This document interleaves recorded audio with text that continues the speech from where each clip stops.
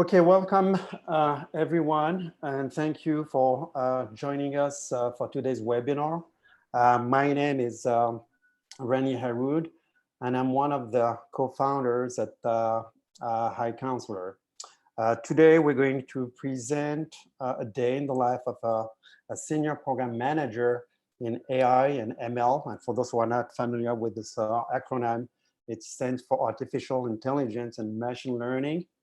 And it's with our guest speaker, Zorina Aliada from Amazon. So let me just share my little presentation very quick. Hopefully you won't have an issue viewing it. Do you see it, Zorina? Yes. Okay, great. So I suppose that everybody else here on this webinar should also see it. So just to get the thing started,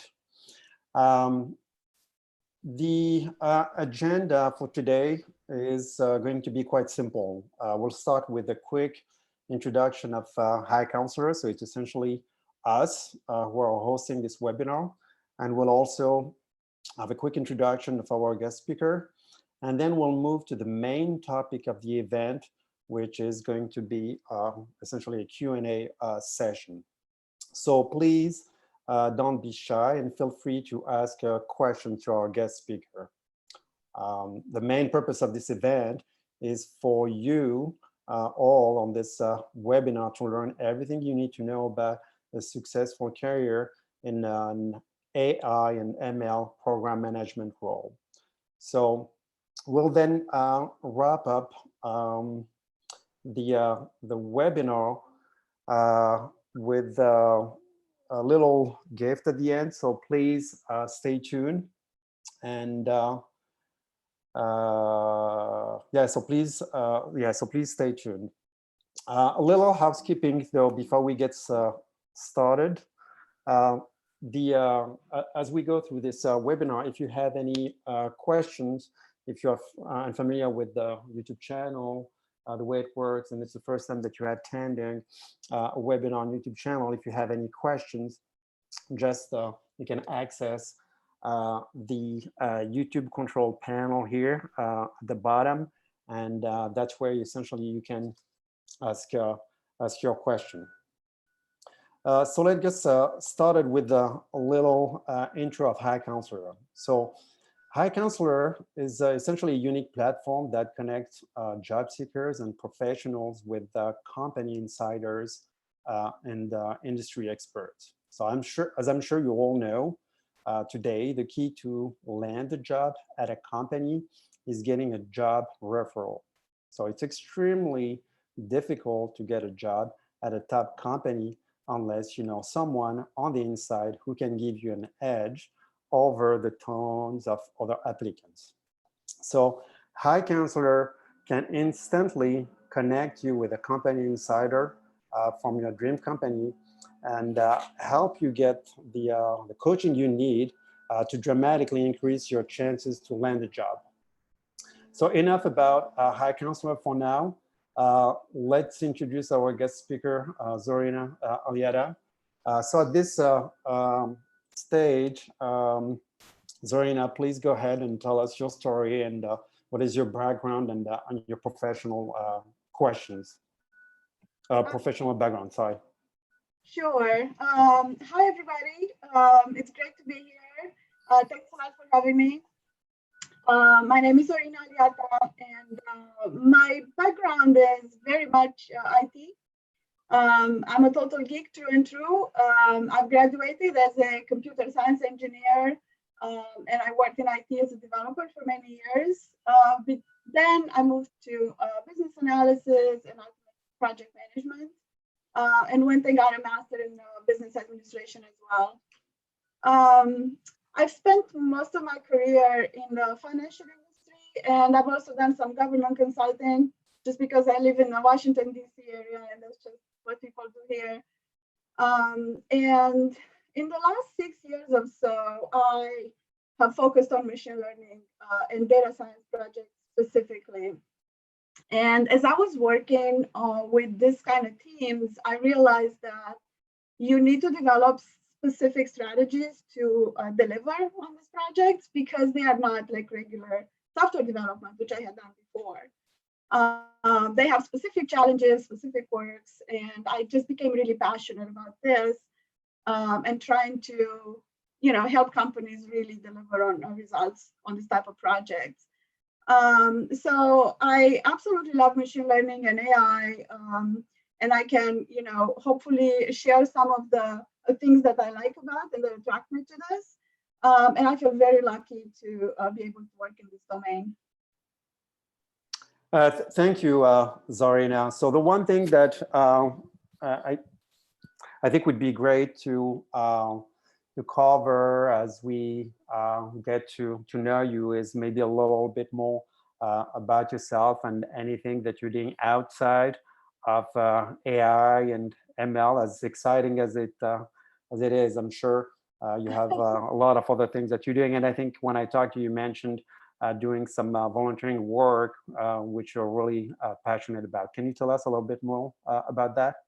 Sure. So first off, I do have a personal life. I have a family, a husband, a son, and lots of pets, too many. And what I like to do outside of work is I write poetry and fiction. My books are on Amazon. I'm currently writing a book about a robot girl who doesn't know she's a robot. So, speaking of how machine learning really affects my life. But one thing I really liked writing was a small nonfiction series that's available on Amazon. It's called Get IT or Get It. It's a pun. And these are booklets that I wrote for people who want to get into IT but don't necessarily feel like they have the right education or background for it. It's just there's so many jobs right now in IT that it's easier than before to get into an entry-level position. So this series is helping folks, giving them the information to get started. And one booklet actually is specifically about starting as a data scientist in a very simple, plain English, how you can get started and how you can figure out if it's the right job for you. And I've also have the Get It series is available as a Udemy course. And I also have a Udemy course on project management for machine learning projects. Speaking of volunteering, I do volunteer at my job with Girls Who Code programs and also with two really awesome organizations. One is Women in Tech. I'm sure many have heard of it, where I get to mentor others specifically who want to do machine learning and AI. And then another organization is the Zanta Club, which is an international charity that stands for women's rights in general. And here in Fairfax County, we focus on fundraising to get money for scholarships, and then we offer those scholarships to young women who study STEM at local universities. Great. Wow, that must keep you extremely busy. So let's get started. Let me see if anyone has any questions. Looks like so far we don't. So again, just as a reminder for everyone who's on this webinar, please, again, this webinar is for you. So please do not hesitate to ask a question. It's right here on your YouTube channel. On the bottom right of Zorina's picture, that's where you can essentially ask your question. So let me get us started then. Zorina, for someone who doesn't know what AI and machine learning is, so for someone who's not familiar, how would you best define it and describe it? Sure. Well, I can start with a joke that's going around on LinkedIn. They say if it's written in Python, it's probably machine learning. If it's written in PowerPoint, it's probably AI. And that just means that AI is a very broader concept of making machines mimic human intelligence, right? So it's a lot of what you see in the sci-fi movies, and you read about those cool robots that hang out with people and make those kind of decisions. We're not quite there yet, but we are definitely on the way. One example of AI is probably self-driving cars. That's like the closest I would think that comes to that concept, which is we expect the cars to really figure out and mimic the human decision, right, as they drive. But the AI is just a broad concept, and it's not as much found in practice yet. However, machine learning is a part of AI, right? And it's made up of a bunch of algorithms that can be used to find patterns and optimize specific outcomes. So when you hear talk about predicting things, that's probably machine learning. And what machine learning does is create models. So if you hear models, if you hear predicting, they're probably referring to machine learning. And I just want to say all machine learning is AI, but not all AI is machine learning. I know there's a lot of confusion and people use the terms interchangeably. In a little bit, tiny bit more detail, machine learning is really what companies use right now. This is what they actually use day in, day out. Things that you probably already see that you just don't know machine learning is behind it. For example, intelligent chatbots. A couple of months ago, I was trying to buy a car. I spent like 20 minutes talking with, I thought, a person at a dealership. Turns out it was a chatbot. It was really good. I didn't realize it was a robot. I thought it was, a person. This is machine learning behind that, right? I've worked in the financial industry. Fraud is a big deal, and reducing fraud is definitely conducive to using machine learning. Fending cyber attacks. Again, there's a lot of machine learning going into trying to keep us all safe. And for the simple thing, just a better experience when you go to a website, Netflix, Amazon, right? They will give you personalized recommendation. That is machine learning behind that. So again, machine learning is used so much now by almost, I think the latest IDC study said 9 in 10 companies use some kind of machine learning. So that's how much this is now used everywhere.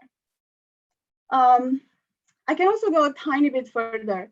Very simplistically put, machine learning consists of developing models. So let's say that you have a website that sells umbrellas and you want to sell more umbrellas. So you want to optimize that outcome, right? What people will buy from you.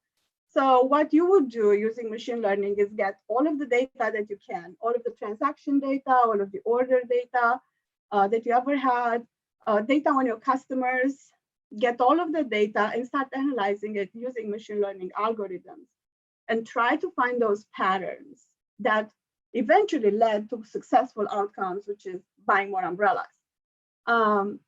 Machine learning will give you that insight.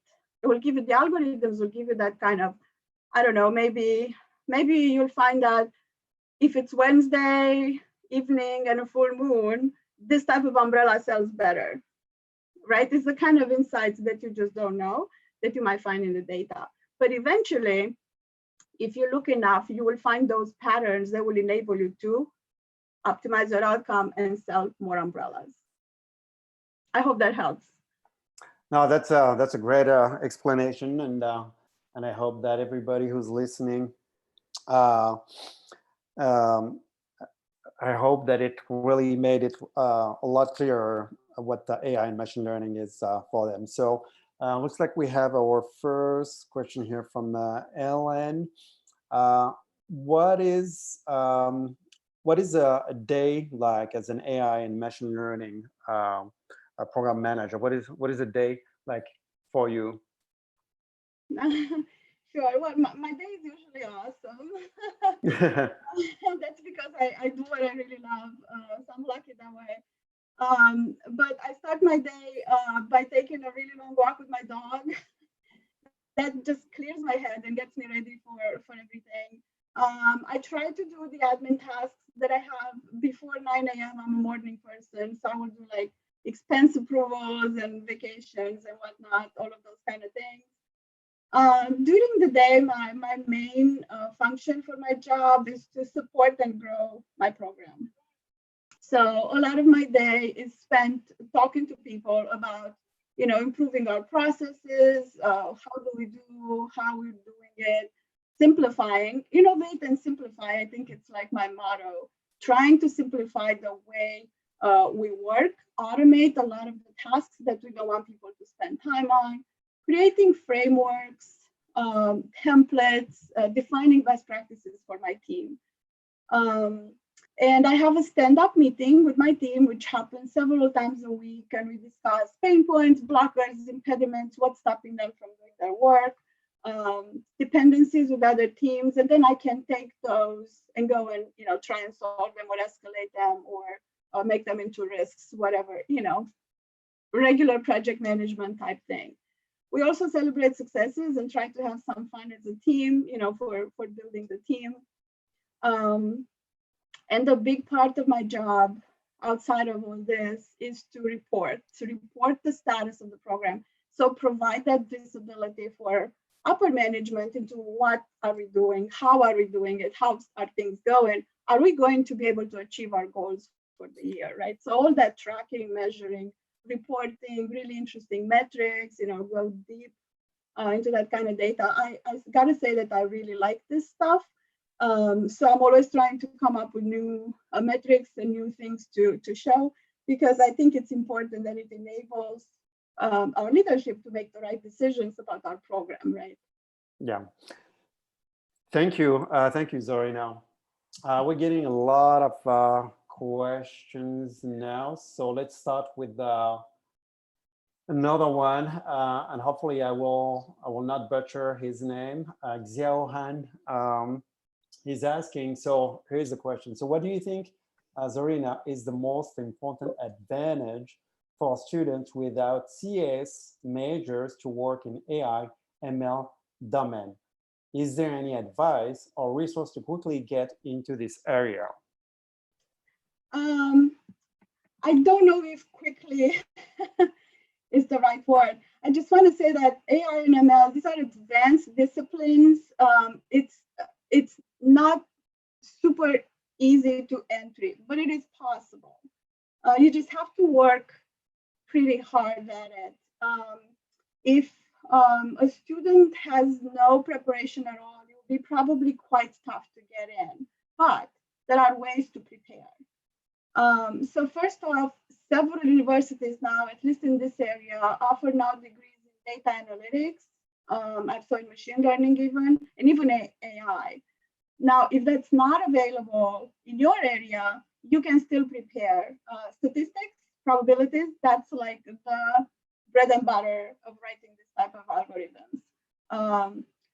Taking programming classes, Python and R, either of those, if you know them, you can program machine learning, right? So take any kind of IT classes that are focused on data, databases, analytics, and expanding a bit the cloud. A lot of the machine learning now, it's happening in the cloud. And there's a reason for that.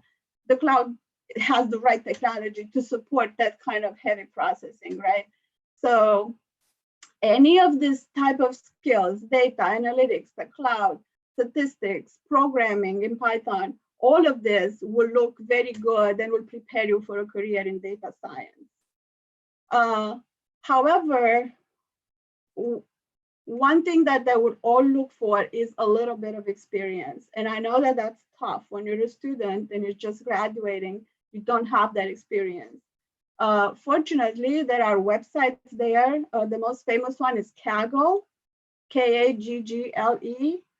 You might have heard of it. This site is totally free, has a bunch of data sets that the data scientists can use to create their own projects and their own models. They also have competitions, so you can actually make money if you're very good at it. But the important thing, you can create your own projects. So that's experience, right? So when you go for an interview and they ask you, well, do you have any experience working in data science? You can say, yes, here are my projects. These are the algorithms I've tried. This is how I thought about it. This is what I've done, right? So it's a better conversation. So I absolutely suggest having some work under your belt on top of all these classes that you might take. Great, thank you, Zorina. Another question from our from the audience here, an interesting one. So Zorina, what is your take on using AI and ML to power a fully autonomous self-driving vehicle? Do you think that the technology is ripe for this? Oh yes, but I'm a total optimist. Don't take my word for it. I'm in no way an engineer working on that, but I absolutely believe in this. I think it's a great idea. I always think that, you know, AI and ML can be used, of course, for businesses for all kinds of purposes, you know, to make a profit, because that's why businesses exist. But also there is a huge part of AI and ML where we use it for good. There's efforts, every major company has efforts in helping charities and helping causes around the world, and help, you know, just generally helping people. To me, self-driving technology really is about helping people who cannot drive or who are too old to drive, or just are not mobile and things like that. So to me, I think it's a great technology. And I've seen it work in small, like a small self-driving cars. We had competitions and things like that using machine learning. And I think that it's going to get there very soon. I'm a big optimist about that. Me too. I'm with you on this one, Zorina. Another questions. I'm interested to know the career pathway to become a data product manager. I don't want to become a data scientist because I don't want to spend 80% of my time essentially cleaning data. So it's essentially someone who's asking how to become a data product manager, which I'm not quite sure if this is something that you can actually answer since you're more of a program manager. But I'll let you tell us, give us your thoughts. Yeah, I can offer a couple of ideas. So obviously, I'm not a product manager, but I'm working with product managers. First off, a data scientist nowadays, they don't spend 80% of time anymore cleaning data. It used to be like that a couple of years ago. I think it's gotten much better. The tools are getting better, right? Like there's a lot of tools out there who do all of this stuff for you now. So it's the idea is to, you know, you don't want to pay this very expensive data scientist to just sit there and clean data or label data, right? But now there are tools that can help them reduce the time to do that, and let them focus on the actual big picture. But that being said, I understand that, you know, some folks don't want to take that path. To become a product owner in this domain, it's a bit tough. A product owner, I'm sorry, a product manager in general, it's a tough career to get into because you have to have all kinds of skills, right? And in this one specifically, you have to not only understand how this works, but also have the product skills, and that's like the UX and the market research experience and all of the stuff. There are a lot of classes out there and a lot of information if you just Google it. But I tell you, in practice, it is hard to go straight for those kind of jobs if you don't have something to back it up. So I would apply to be either a product manager and then specialized in ML, or go in as a, you know, part of the team, the ML team, and then work your way to be the product person. There are certifications out there that you can take, but again, it's a bit hard because think about it, would you hire a product manager who's never put a product to market, right? You do want to see some kind of experience before you hire that kind of level. Okay, great. Thank you, Zorina. Another question, an interesting one. So it's someone who's essentially a senior software engineer, and he has taken quite few courses on ML and deep learning, both online and from universities. And he essentially understands the fundamentals. However, he seems to be struggling to transition into to ML and AI job because the roles that he's applying to, I think they are asking for some kind of industrial experience or formal degree in statistics or machine learning, which he doesn't have. Yeah. So just keep looking. I know some companies will say, I will only hire data scientists who have a PhD in statistics. But that's only some companies, not everybody. And I think that nowadays there's such a need that a lot of companies are just taking an approach of if the person has some of the skills that are transferable, we'll take them in. So here's what I'm going to say if you're a senior person. First off, you probably already know none of this is new. Like I studied AI in college, and it was like what 2 decades ago, right?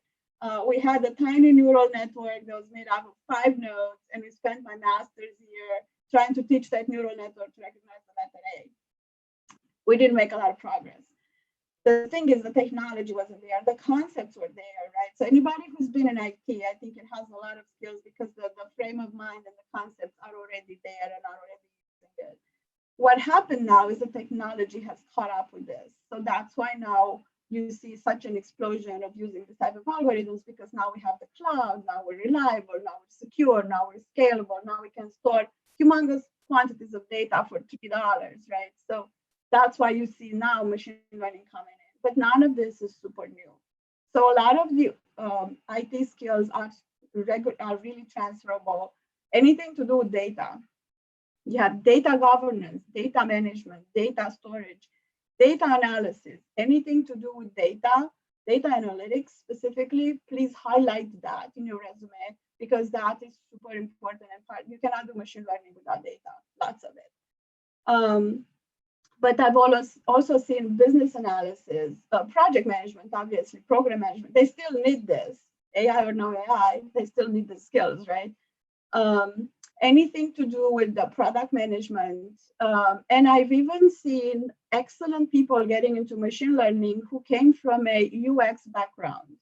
And you would think there's no UI necessarily in machine learning. Most of the time, it's just a model working in the background that creates a number, right? The probability between 0 and 1, that's what it does.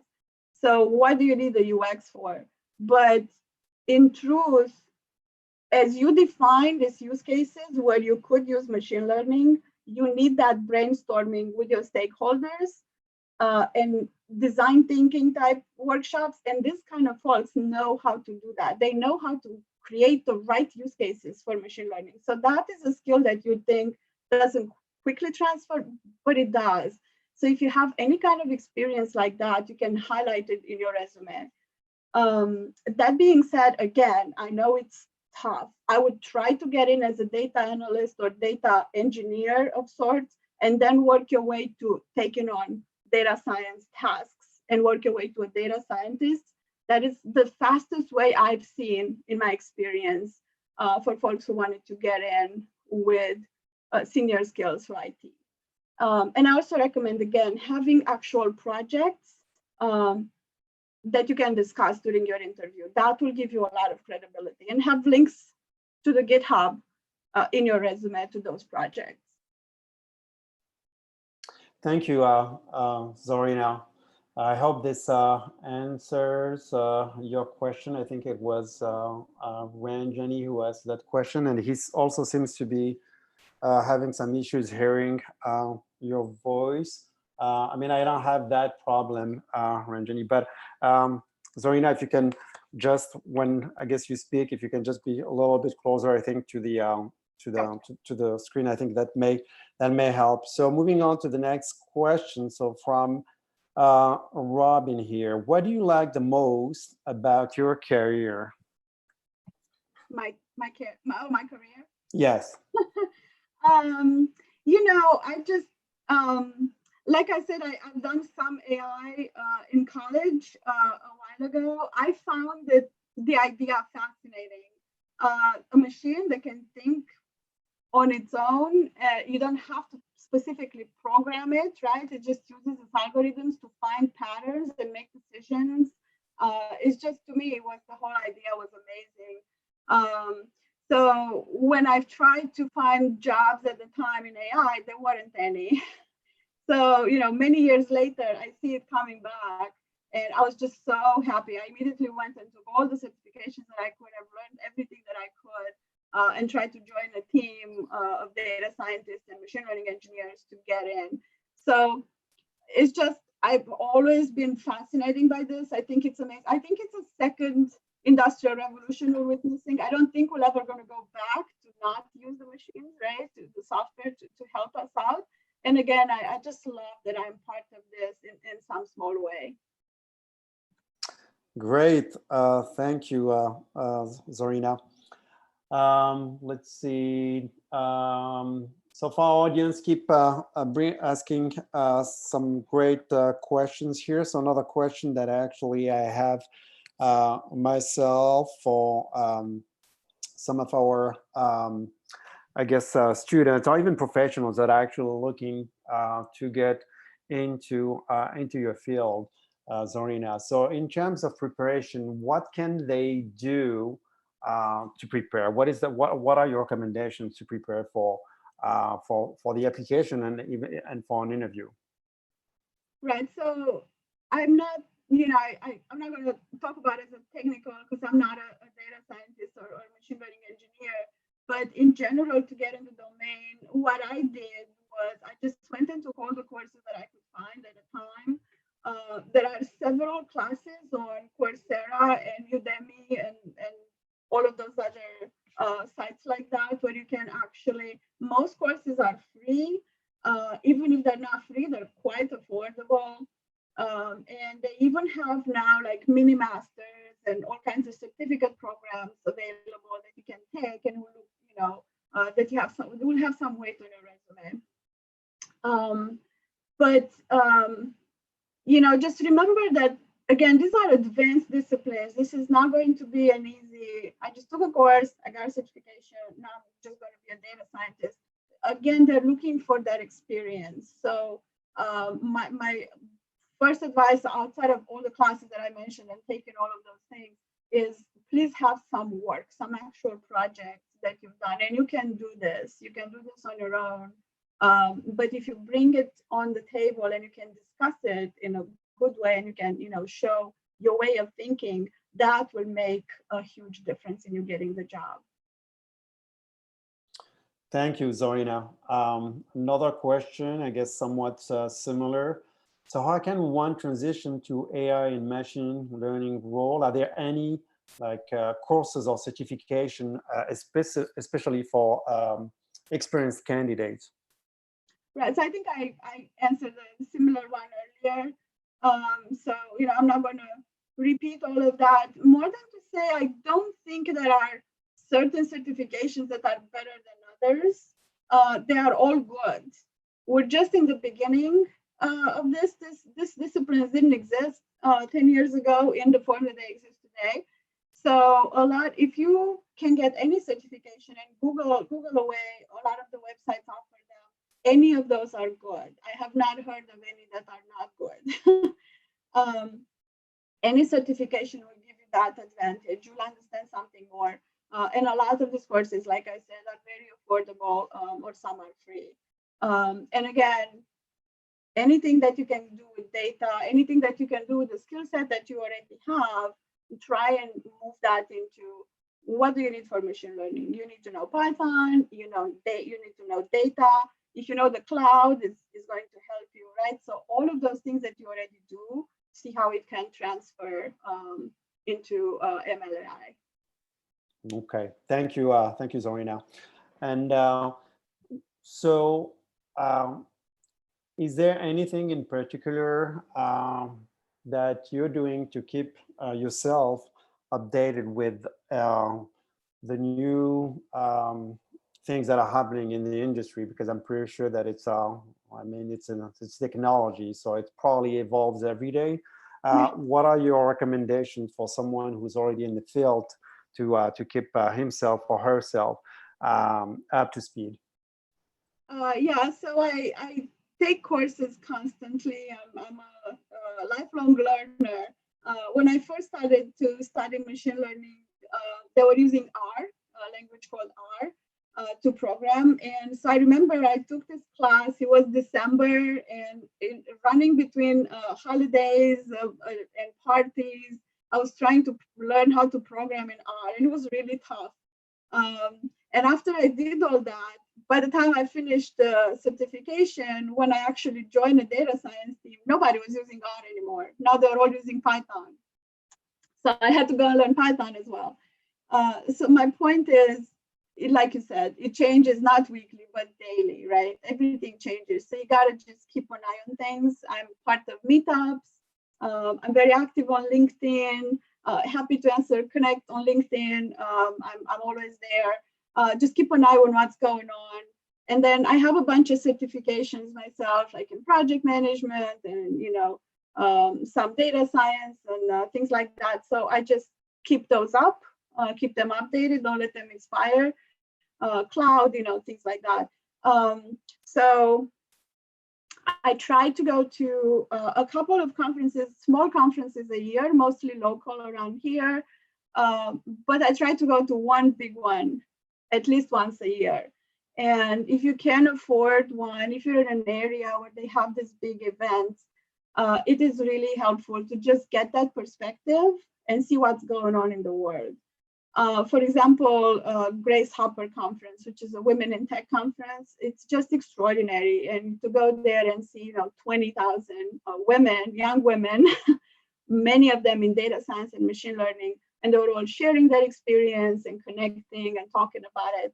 And it was just amazing. So if you can, if it's possible, I recommend going to at least one of these really big events, because you will really get that perspective. You will figure out where the jobs are, what are people looking for, what's going on. Thank you, Zarina. Another question here that I think you kind of already addressed when you were talking to us about your typical day, but I think more from, I would say more a formal, essentially description. I think we have someone from the audience that's looking for essentially the role of a program manager. What do you exactly do as a program manager? Yeah, so like I said, I work with my team to grow my program, make sure the team is doing the work in the most efficient way. So it's regular project management, as done by the PMI, only that my team is machine learning and AI oriented. So our challenges are a little bit different than a regular development team. So I make sure that I work with them to, remove impediments if they have, define their processes. That's a big deal. Always trying to get better and faster at how we do things. Grow the team itself so they get to maturity, right? And then, like I said, a lot of just reporting, giving statuses, providing the visibility into how we're doing, and are we accomplishing our goals. So practically, I think a lot of what I do is that. Great, thank you, Zarina. So follow-up, I guess, question on that. What are, I guess, the typical path, I think, for someone like you? So actually, let's start with first, how do you get into a program management role? Let's start with that, and then we'll talk about what options do you have after a program management role? What other career path you can follow after that? Right. So I get this question a lot, and I just want to start by saying program manager is not an entry-level job, so you probably would not get in right after college. There's a path that you should follow usually. So I get this question a lot. I mentor young students, and they ask me, or they ask me, I've applied to a bunch of project management jobs and I never got an answer back. There's a reason for that. So this type of jobs require some management experience. So they would like to see people who have been people's managers or leaders of a team. It requires seniority in general, business and industry knowledge as well. So for example, if the hospital across the street calls me and says, hey, I have a program manager job, would you come work here at the hospital and do some amazing hospital things? I would probably say, I know nothing about running a hospital, so I probably will not be good at that. Even though I know how to do program management and I've been doing it for many years, but I do not know that industry very well. So I'll probably need a huge learning curve or I'm going to fail. So my advice is don't just blindly apply to any kind of PM job, but focus on what you'd like what kind of PM job you'd like to do, what is your niche, right? What piece of the industry you want to be in. For example, cybersecurity, focus on that, or cloud, right? Or machine learning, like I did. To me, this was my passion, so I went for this. So I've learned a lot about that on top of the program management skills, right? So that's what they're looking for when they're looking for a program manager. And certifications help in this case. PMI, Project Management Institute, right? Everybody knows they have the PMP, but also they have a lot of program management and agile certifications that are very well recognized and respected. So I suggest, if you're interested, you can get one of those. It does not hurt at all. It looks really good on a resume, and you learn a lot. And also PMI has a lot of resources to help you if you're just starting in this career. Okay. Thank you, Zorina. And then I think we have another question that's more geared towards, I guess, how to even get started, how to even get an internship. I think it's a student who is essentially has an information science background and also computer science. And she also has some experience as a software developer, and she wants to change to data scientist. And she's looking for specific advice on what she should highlight on her resume to land even an internship at at the top company. Yeah. So like I said, any data experience will look very good. So if you can highlight that, and also be happy if you connect on LinkedIn. Be happy to offer a little bit of advice as much as I can. If you want to show me the actual resume, be happy to help you there. Okay, thank you so much, Zorina. So let's see if we have any more question, and if not, I think we'll wrap it up here. Let's see. Can I ask myself a question? Sure, go ahead. So I think that there is something that I wanted to talk about, and just wanted to make sure that I didn't give the feeling that this is a great, amazing, wonderful, which it is, but there are also challenges in AI and machine learning. And I think that anybody who's trying to either transition or get in, if you know these things, when you have those interviews and those conversations, you will definitely give you a leg up. People will realize that you really know what you're talking about.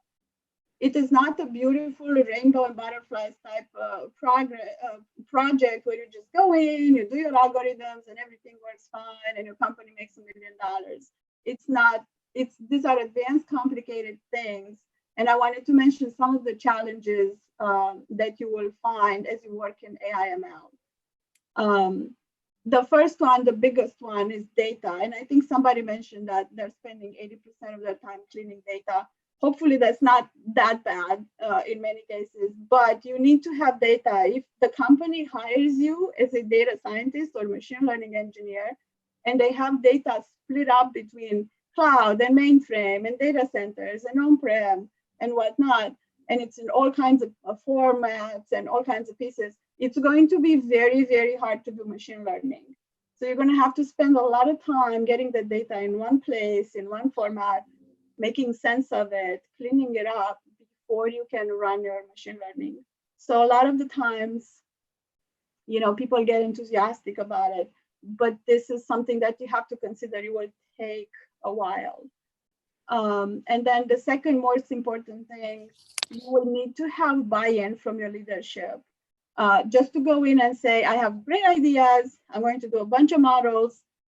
It doesn't mean anything if those models are not approved to go into production by the executive management of your company. So having that leadership buy-in, getting them to understand why these things can help, make your case, make your business case, show them the profit you're going to produce, right? Do all that work before you spend 6 to 9 months building a model, and then you will never make it anywhere. So get your leadership to buy into this, or else, again, you might not succeed no matter how great and brilliant work you do. And with that goes managing their expectations. Many of the VPs are, oh, my competitor is doing something with AI. I'm going to do something with AI, but they are not certain what that something is. So they will come to you as a new data scientist and say, can you work some magic to make us a lot of money? Make sure you manage your expectations in the beginning and explain to them, machine learning projects are iterative. It takes a while. You need data, you need this, you need that. So do all of that work before so you don't fail later. So this is just a couple of things that I wanted to throw out there for everybody to know. No, that's a great question. That is a great question as far as understanding the challenges to get into that field. So one last question actually from me, and I think we'll wrap it up at that point. So an interesting question. I just wanted to hear your thoughts in terms of where do you think AI and machine learning is going? What is ultimately, if you have to make a prediction in 10 years, 20 years, 50 years from now, where is AI and ML is going to take us? Well, there's all kinds of theories out there. The guy who actually put the basis of what we today call machine learning, his name is Judea Pearl. He wrote a lot of the math that is behind what we now use for the machine learning algorithms. He actually came up with a new book last year, and he's saying that we will have a totally different approach to machine learning in a few years, and moving more towards actual AI, towards really making that cause and effect link for the machines to start truly thinking, more than doing a lot of statistics that we do now. So a lot of people are working on changing and making sure the future is even brighter. I believe that if we all work and have the good intentions, and we all are, very safe in how we're approaching this, and I think most people are, we will have great help from AI, right? I mean, again, it will be like the Industrial Revolution, like leave the horse and buggy and start driving your car, right? It will be the same kind of transition, and it might be a little painful, and it will take, quite a bit. But I think in the end, we will all be so much better for it. Great, thank you so much, Zorina. So let's wrap this up. I think we're actually approaching the top of the hour.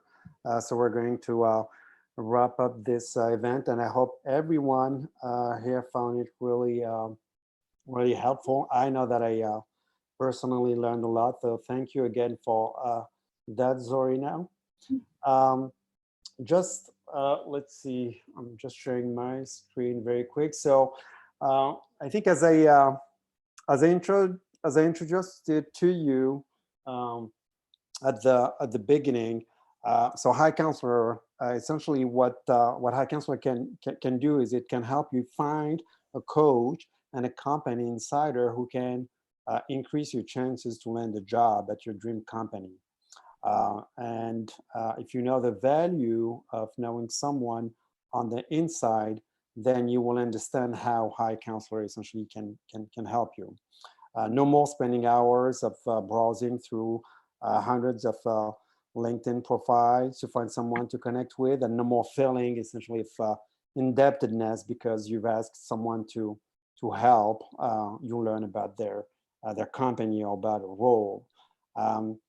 So essentially from your computer or mobile devices, you can now easily connect with the software engineers, consultants, data scientists, and many other roles at top companies. And here's a little gift to all our attendees here. So sometime in the next 24 hours, you will receive a little survey about today's webinar. And we'll offer one free session with any of our counselors that are on our platform for the first 3 attendees who fill out the survey. And that's up to $100 value. So you don't want to miss out on this opportunity, and watch for your emails. And also, if you like this webinar, we actually do this quite often. We've hosted other webinars before with other type of roles, other type of background, etc. And if you're interested in different career path, if you're interested in learning about other career path, or even learn from another data scientist and machine learning expert, you can subscribe to our YouTube channel here. It's just called HiCounselor US. And finally, you can also find out about our upcoming webinars by signing up to our website, which is www.hicounselor.com. I think that's it for today. Thank you again for attending this webinar, and a special thank you, Zorina, for hosting this webinar with us today. It's been a pleasure, and thank you again so much. Thank you for Take care, and I hope we'll see you all soon on our next webinar. Bye-bye. Bye.